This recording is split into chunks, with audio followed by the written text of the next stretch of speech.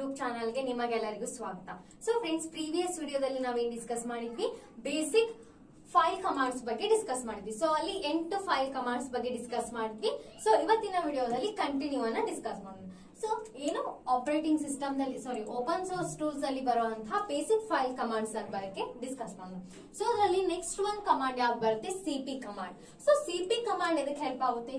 The CP command is use to copy a file or directory. ಒಂದು directory ಆಗಿರ್ಬೋದು ಅಥವಾ ಒಂದು ಫೈಲ್ ಆಗಿರ್ಬೋದು, ಅದನ್ನ ನಾವೇನಾದ್ರೂ ಕಾಪಿ ಮಾಡ್ಬೇಕು ಅಂದಾಗ ಯಾವ ಕಮಾಂಡ್ ಯೂಸ್ ಆಗುತ್ತೆ? ನಮ್ಗೆ ಸಿಪಿ ಕಮಾಂಡ್ ಯೂಸ್ ಆಗುತ್ತೆ. ಸೊ ಜಸ್ಟ್ ನಾವೇನ್ ಮಾಡ್ಬೇಕು, ಸಿಪಿ ಕೊಟ್ಟು ಎಕ್ಸಿಸ್ಟಿಂಗ್ ಫೈಲ್ ನೇಮ್ ಕೊಡ್ಬೇಕು, ಮತ್ತೆ ಅದಕ್ಕೆ ನಾವ್ ಯಾವ ನ್ಯೂ ಫೈಲ್ ನೇಮ್ ಅಸೈನ್ ಮಾಡ್ಬೇಕು ಅನ್ಕೊಂಡಿರ್ತೀವಿ ಆ ಫೈಲ್ ನೇಮ್ ಅನ್ನ ಕೊಡ್ಬೇಕು. ಸೊ ಅಷ್ಟು ಕೊಟ್ರೆ ಏನಾಗುತ್ತೆ, ನಮ್ದು ಎಕ್ಸಿಸ್ಟಿಂಗ್ ಫೈಲ್ ಇದ್ದು ಒಂದು ನ್ಯೂ ಫೈಲ್ ದಲ್ಲಿ ಏನಾಗುತ್ತೆ, ಕಾಪಿ ಆಗುತ್ತೆ. ಫಾರ್ ಎಕ್ಸಾಂಪಲ್ ಸಿಪಿ ಈ ಡೆಮೋ ಡಾಟ್ txt ಇದೆ. ಸೊ ಇದನ್ನೇನ್ ಮಾಡ ಅಂತೀನಿ ನಾನು, ಡೆಮೋ 1.txt ಆಗಿ ಕಾಪಿ ಮಾಡ ಅಂತೀನಿ. ಸೊ ಅದೇ ರೀತಿ CP demo dot txt document. So ಇಲ್ಲಿ ಏನಾಗುತ್ತೆ, ಸೇಮ್ ಫೈಲ್ ಕಾಪಿ ಆಗುತ್ತೆ. ಇಲ್ಲಿ ಡಿಫ್ರೆಂಟ್ ಡೈರೆಕ್ಟರಿದಲ್ಲಿ ಏನಾಗುತ್ತೆ, ಕಾಪಿ ಆಗುತ್ತೆ. ನೆಕ್ಸ್ಟ್ ಒನ್ ಬರುತ್ತೆ mv ಕಮಾಂಡ್. So then what is mv command? The mv command is used to move a file or a directory from one location to another location. So copy ಮಾಡಕ್ ನಾವ್ ಈ command use ಮಾಡಿದ್ವಿ, CP command ನ use ಮಾಡಿದ್ವಿ. ಹಾಗಂದ್ರೆ ಇವಾಗ ನಾ ಏನ್ ಮಾಡ್ಬೇಕು, ಮೂವ್ ಮಾಡ್ಬೇಕು. ಸೊ ಒಂದ್ ಲೊಕೇಶನ್ ದಾಗಿರುದಂತದ್ದು ಇನ್ನೊಂದ್ ಲೊಕೇಶನ್ ಗೆ ಮೂವ್ ಮಾಡ್ಬೇಕು ಅಂದಾಗ, ಇನ್ನೊಂದ್ ಲೊಕೇಶನ್ ಗೆ ಮೂವ್ ಮಾಡ್ಬೇಕಂದಾಗ ಯಾವ ಕಮಾಂಡ್ ಯೂಸ್ ಮಾಡ್ತೀವಿ ನಾವು, mv ಕಮಾಂಡ್ ಅನ್ನ ಯೂಸ್ ಮಾಡ್ತೇವಿ. ಸೊ ಅದ್ರ ಸಿಂಟ್ಯಾಕ್ಸ್ ಯಾವ ರೀತಿ ಇದೆ, mv ಫೈಲ್ ನೇಮ್ ಮತ್ತೆ ಡೈರೆಕ್ಟರಿ ಪಾತ್. ಸೊ ಯಾವ ಫೈಲ್ ಇಂದ ನಾವು ಎಕ್ಸಿಸ್ಟಿಂಗ್ ಫೈಲ್ ನೇಮ್ ಕೊಡ್ಬೇಕು, ಸೊ ಆ ಫೈಲ್ ಇಂದ ನಾವು ಯಾವ ಡೈರೆಕ್ಟರಿಗೆ ನಾವು ಪಾತ್ ನ ಸೆಟ್ ಮಾಡ್ತೇವಿ. ಸೊ ಅಲ್ಲಿ ಯಾವ ಎಲ್ಲಿ ಹೋಗಿ ಸ್ಟೋರ್ ಆಗ್ಬೇಕು ನೋಡ್ರಿ, ಅದು ಮೂವ್ ಆಗ್ಬೇಕು. ಸೊ ಆ ಪಾತ್ ಅನ್ನ ನಾವೇನ್ ಮಾಡ್ಬೇಕು, ಕೊಡ್ಬೇಕು. For example mv demo dot text ನಾವ್ ಎದ್ರಾಗ ಸೆಟ್ ಮಾಡಂತೀವಿ, ಮೂವ್ ಮಾಡಂತೀವಿ, ಡೈರೆಕ್ಟರಿದಾಗ ಮೂವ್ ಮಾಡಂತೀವಿ. ನೆಕ್ಸ್ಟ್ ಒನ್ ಬರ್ತಾ head command. So head command ಅಂದ್ರೆ ಏನು, the head command is use to display the content of the file. ಏನ್ ಮಾಡುತ್ತೆ, ಕಂಟೆಂಟ್ ಅನ್ನ ಡಿಸ್ಪ್ಲೇ ಮಾಡಕ ನಾವು ಹೆಡ್ ಕಮಾಂಡ್ ನ ಯೂಸ್ ಮಾಡ್ತೀವಿ. ಈ display the first 10 lines of the file. So ಒಂದು ಫೈಲ್ ಅಲ್ಲಿ ನೀವು ಎಷ್ಟು ಬರ್ದಿರ್ತೀರಿ, ಸೊ ಅದರಲ್ಲಿ ಸ್ಟಾರ್ಟಿಂಗ್ 10 ಲೈನ್ಸ್ ಮಾತ್ರ ಏನಾಗುತ್ತೆ, ಡಿಸ್ಪ್ಲೇ ಆಗುತ್ತೆ. ಎಲ್ಲಿ, ಹೆಡ್ ಕಮಾಂಡ್ ಅಲ್ಲಿ. ಸೊ ಸೆಂಟ್ಯಾಕ್ಸ್ ನೋಡಿ, ಹೆಡ್ ಫೈಲ್ ನೇಮ್ ಅನ್ನ ಕೊಡ್ಬೇಕು. ಸೊ ನಾವ್ ಯಾವ ಫೈಲ್ ಇಂದು 10 ಲೈನ್ಸ್ ಅನ್ನ ಡಿಸ್ಪ್ಲೇ ಮಾಡ್ಬೇಕು, ಸೊ ಅದರ ನೇಮ್ ಅನ್ನ ನಾವ್ ಇಲ್ಲಿ ಕೊಟ್ರೆ ಏನಾಗುತ್ತೆ. ಫಾರ್ ಎಕ್ಸಾಂಪಲ್ ಈ ಡೆಮೋ ಡಾಟ್ txt ಅನ್ನೋ ಫೈಲ್ ದಾಗ ನಾ ಏನ್ ಮಾಡೀನಿ, 1 to 20 ತನಕ ನಂಬರ್ಸ್ ನ ಬರ್ದೇನಿ. ಸೊ ಅಲ್ಲಿ ಏನಾಗಂತಿತ್ತು, ನನ್ಗ ಜಸ್ಟ್ 1 to 10 ಡಿಸ್ಪ್ಲೇ ಆಗಂತೀನಿ. ಸೊ ಈ ರೀತಿ ಏನಾಗುತ್ತೆ, ನಮ್ದು ಹೆಡ್ ಕಮಾಂಡ್ ವರ್ಕ್ ಆಗುತ್ತೆ. ಬರುತ್ತೆ ನಮ್ದು tail command. So the tail command is similar to the head command. ಎದಕ್ ಸಿಮಿಲರ್ ಏನಂತಾರ ಅವರು, ಹೆಡ್ ಕಮಾಂಡ್ ಗೆ ಸಿಮಿಲರ್ ಅನ್ನ ಅಂತಾರ. So the different between both commands. So ಇವಾಗ ಸಿಮಿಲರ್ ಐತಿ ಅಂದ್ರೂ ಕೂಡ ಏನಿರುತ್ತೆ, ಒಂದು ಡಿಫ್ರೆನ್ಸ್ ಅಂದ್ರೂ ಇರ್ಲೇಬೇಕು. ಸಿಮಿಲರ್ ಇತ್ತಂದ್ರೆ ನೇಮ್ ಯಾವ ರೀತಿ ಚೇಂಜ್ ಮಾಡ್ಲಿಕ್ಕೆ ಬರುತ್ತೆ ಹೇಳಿ. ಸೊ ಇವಾಗ ಟೇಲ್ ಮತ್ತೆ ಹೆಡ್ ಐತಿ ಅಂತಂದ್ರ ಸ್ವಲ್ಪ ಅಂದ್ರೂ ಡಿಫ್ರೆನ್ಸ್ ಇರ್ಲೇಬೇಕು. Is that display the last 10 lines. So head command ಅಲ್ಲಿ ಏನಾಗುತ್ತೆ, ಸ್ಟಾರ್ಟಿಂಗ್ 10 ಲೈನ್ಸ್ ಡಿಸ್ಪ್ಲೇ ಆಗುತ್ತೆ. ಅದೇ ಟೇಲ್ ಕಮಾಂಡ್ ಅಲ್ಲಿ ಏನಾಗುತ್ತೆ, ಲಾಸ್ಟ್ ಇಂದ 10 ಲೈನ್ಸ್ ಡಿಸ್ಪ್ಲೇ ಆಗುತ್ತೆ. For reading an error message, it is useful for reading the error message. So ಎದಕ್ಕೆ use ಆಗುತ್ತೆ ಅಂತಂದ್ರೆ, ಏನಾದ್ರೂ ಎರರ್ಸ್ ಇತ್ತಂದ್ರೆ ಅದನ್ನ ರೀಡ್ ಮಾಡ್ಲಿಕ್ಕೆ ಯೂಸ್ ಆಗುತ್ತೆ. ಸೊ ಇಲ್ಲಿ ಟೇಲ್ ಫೈಲ್ ನೇಮ್ ಕೊಟ್ವಿ. ಸೊ ಆ ಫೈಲ್ ನಲ್ಲಿ ಏನ್ ಮಾಡಿದ್ದೆ ನಾನು, 20 ನಂಬರ್ಸ್ 11 ನಂಬರ್ಸ್ ತನಕ ಬರ್ತಿದ್ದೆ. ಸೊ ಏನಾಗಂತೈತಿ, 11 ಇಂದ ನಮ್ಗೆ ಲಾಸ್ಟ್ 10 ಲೈನ್ಸ್ ಡಿಸ್ಪ್ಲೇ ಆಗಂತೈತಿ. ನೆಕ್ಸ್ಟ್ ಬರುತ್ತೆ tac command. The tac command is the reverse of the cat command. So ನಾವು ಪ್ರೀವಿಯಸ್ ವಿಡಿಯೋದಲ್ಲಿ ಏನ್ ಮಾಡಿದ್ವಿ, ಕ್ಯಾಟ್ ಕಮಾಂಡ್ ಬಗ್ಗೆ ನೋಡ್ಕೊಂಡಿದ್ವಿ. ಸೊ ಅದರ ರಿವರ್ಸ್ ಯಾವುದು, ನಮ್ಗೆ ಟೆಕ್ ಕಮಾಂಡ್ ಅಂತ ಹೇಳ್ಬೋದು. ಸೊ ಇಲ್ಲಿ ನೋಡಿ, ಕ್ಯಾಟ್ ಕಮಾಂಡ್ ರಿವರ್ಸ್ ಏನೈತಿ, ಟೆಕ್ ಕಮಾಂಡ್ ಐತಿ. Is as a name specifies, it display the file content in reverse order.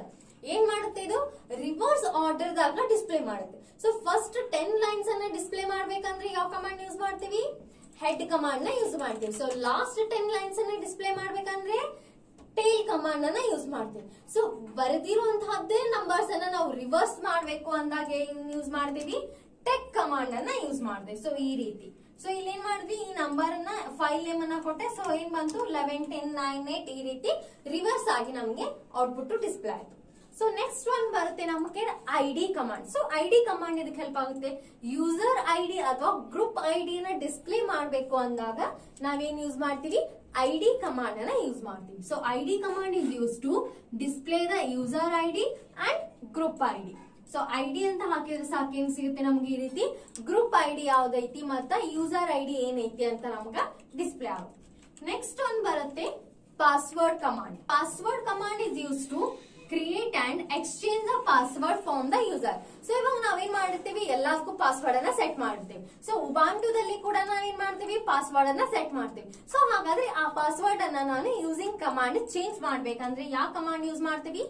Password command ಅನ್ನ ಯೂಸ್ ಮಾಡ್ತೀವಿ. ಸೊ ಇಲ್ಲಿ ಸ್ಪೆಲ್ಲಿಂಗ್ ನೋಡಿ PASSWD ಬರುತ್ತೆ, ORD ಬರೋದಿಲ್ಲ. ನೆಕ್ಸ್ಟ್ ಸಿಂಟ್ಯಾಕ್ಸ್, ಪಾಸ್ವರ್ಡ್ ಕೊಟ್ಟು ನಮ್ದು ಯೂಸರ್ ನೇಮ್ ಅನ್ನ ಕೊಡ್ಬೇಕು. ಸೊ ನಾವು ಯಾವ ಸೆಟ್ ಮಾಡ್ಬೇಕು ಅನ್ಕೊಂಡಿರ್ತೀವಿ ಆ ನೇಮ್ ಅನ್ನ ಇಲ್ಲಿ ಕೊಟ್ರೆ ಏನಾಗುತ್ತೆ, ಫಾರ್ ಎಕ್ಸಾಂಪಲ್ ಸುಡೋ ಪಾಸ್ವರ್ಡ್ JTP ಅಂತ ಕೊಡ್ತೀವಿ. ಸೊ ಅವಾಗ ಏನಾಗುತ್ತೆ ಎಂಟರ್ ನ್ಯೂ ಯುನಿಕ್ಸ್ ಪಾಸ್ವರ್ಡ್ ಅಂತ ಬರುತ್ತೆ. ಸೊ ಇಲ್ಲಿ ಆಲ್ರೆಡಿ ಒಂದು ಎಕ್ಸಿಸ್ಟ್ ಇರುತ್ತೆ, ನಾವೇನ್ ಮಾಡ್ಬೇಕು ಇವಾಗ ಚೇಂಜ್ ಮಾಡ್ಬೇಕಿರುತ್ತೆ. ಸೊ ಹಾಗಾಗಿ ನ್ಯೂ ಕೊಡ್ಬೇಕು, ರೀಟೈಪ್ ನ್ಯೂ ಯುನಿಕ್ಸ್ ಇಲ್ಲಿ ಏನ್ ಕೊಟ್ಟಿರ್ತೀರಿ ಅದನ್ನ ರೀಟೈಪ್ ಮಾಡ್ಬೇಕು. ಸೊ ಇದಕ್ಕೆ ನೀವು ಟೈಪ್ ಮಾಡಿದ್ದು ಏನಾಗಲ್ಲ ನಿಮ್ಗೆ ವಿಸಿಬಲ್ ಆಗಲ್ಲ. ಪಾಸ್ವರ್ಡ್ ಏನಾಗುತ್ತೆ ಆಮೇಲೆ ಅಪ್ಡೇಟ್ ಸಕ್ಸಸ್ಫುಲಿ ಅಂತ ಬರುತ್ತೆ. ಸೊ ಅವಾಗ ಏನಾಗುತ್ತೆ ನಿಮ್ ಪಾಸ್ವರ್ಡ್ ಚೇಂಜ್ ಆಗೈತಿ ಅಂತ ಗೊತ್ತಾಗುತ್ತೆ. ನೆಕ್ಸ್ಟ್ ಯಾವ್ದು ಬರುತ್ತೆ ಕಮಾಂಡ್? WC command. ಸೊ ಇದು ಇದಕ್ಕೆ ಹೆಲ್ಪ್ ಆಗುತ್ತೆ. The WC command is use to count the lines, words and characters in a file.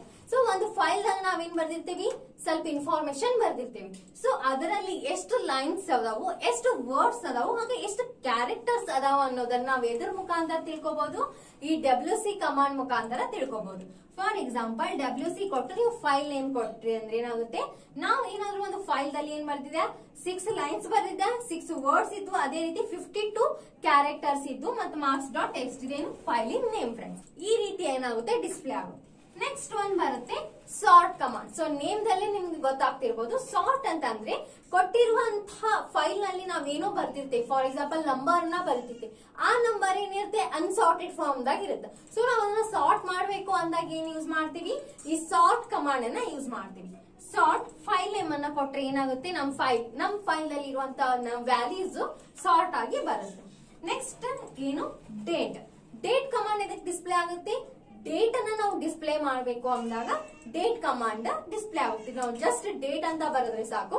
So ಇವತ್ತು ಎಷ್ಟನೇ ಡೇಟ್ ಅನ್ನೋದು ಕೂಡ ಏನಾಗುತ್ತೆ ಡಿಸ್ಪ್ಲೇ ಆಗುತ್ತೆ. ಅದೇ ರೀತಿ ಟೈಮ್ ಮತ್ತು ಕ್ಯಾಲೆಂಡರ್, ಜಸ್ಟ್ ನಾವು ಟೈಮ್ ಅಂತ. ಸೊ ಫ್ರೆಂಡ್ಸ್ ನೆಕ್ಸ್ಟ್ ಕಮಾಂಡ್ ಯಾವ್ದು ನಮ್ದು? ಟೈಮ್ ಮತ್ತು ಅದ್ರ next command Cal command. So just ನಾವೇನ್ ಮಾಡ್ಬೇಕು, ಟೈಮ್ ಅಂತ ಏನಾದ್ರೂ ಸರ್ಚ್ ಮಾಡಿದ್ವಿ, ಟೈಮ್ ಅಂತ ಏನಾದ್ರೂ ನಾವು ಎಂಟರ್ ಮಾಡಿದ್ವಿ ಅಂತಂದ್ರೆ ನಮ್ಗೆ ಏನ್ ಸಿಗುತ್ತೆ, ಟೈಮ್ ಎಷ್ಟಾಗೈತಿ ಅನ್ನೋದು ಡಿಸ್ಪ್ಲೇ ಆಗುತ್ತೆ. ಅದೇ ರೀತಿ ನಾವು ಕ್ಯಾಲ್ ಅಂತ ಬರೋದೇ ನಮ್ಗೆ ಏನ್ ಸಿಗುತ್ತೆ, ಕ್ಯಾಲೆಂಡರ್ ಡಿಸ್ಪ್ಲೇ ಆಗುತ್ತೆ. ಆ ಮಂತಿನ ಕ್ಯಾಲೆಂಡರ್ ಏನಾಗುತ್ತೆ ನಮ್ಮ ಹತ್ರ ಡಿಸ್ಪ್ಲೇ ಆಗುತ್ತೆ. ಸೊ ಫ್ರೆಂಡ್ಸ್ ಇದೆಲ್ಲ ಎಲ್ಲಿ ಬರುತ್ತೆ, ಫಸ್ಟ್ ನಮ್ ಲ್ಯಾಬ್ ಪ್ರೋಗ್ರಾಮ್ ಏನೈತಿ ಅದರಲ್ಲಿ ಬೇಸಿಕ್ ಫೈಲ್ ಕಮಾಂಡ್ಸ್ ಇವಿಷ್ಟು ಬರುತ್ತೆ. ನೆಕ್ಸ್ಟ್ ಏನ್ ಬರುತ್ತೆ ನಮ್ ಲ್ಯಾಬ್ ಪ್ರೋಗ್ರಾಮ್ ನೆಟ್ವರ್ಕಿಂಗ್ ಬೇಸ್ ಮೇಲೆ ಐತಿ. ಸೊ ಅದನ್ನ ಏನ್ ಮಾಡೋಣ ನೆಕ್ಸ್ಟ್ ವಿಡಿಯೋದಲ್ಲಿ ನೋಡೋಣ. ಸೊ ಈ ವಿಡಿಯೋ ಇಷ್ಟ ಆದ್ರೆ ಖಂಡಿತವಾಗಿ ಲೈಕ್ ಮಾಡಿ, ಶೇರ್ ಮಾಡಿ ಮತ್ತು ಸಬ್ಸ್ಕ್ರೈಬ್ ಮಾಡಿ. Thank you for watching.